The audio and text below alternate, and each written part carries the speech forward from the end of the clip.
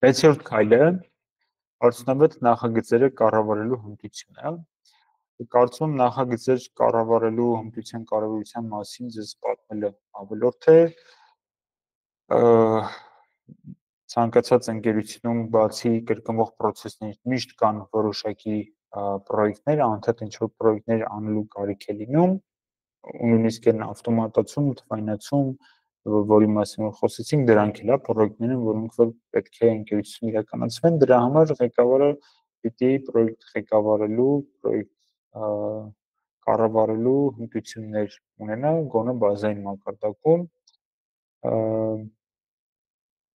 առանց նախագծերի կառավարման հմտության դրանք կդառնան շատ ծախսատար, ոչ արդյունավետ եւ ժամանակավրեպ այդ նախագծերը, որոնք որ ղեկավարեք դուք, ձեր թիմի կամ ընդհանուր ընկերության շրջանակներում։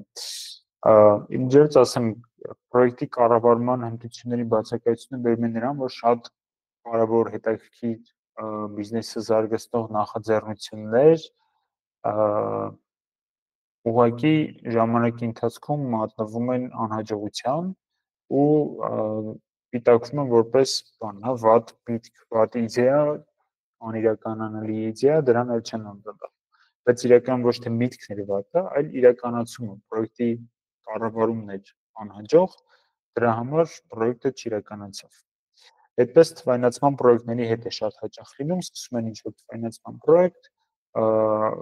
վատ ղեկավարման պատճառով, պրոյեկտի վատ ղեկավարման պատճառով պրոյեկտը տեղ չի հասնում,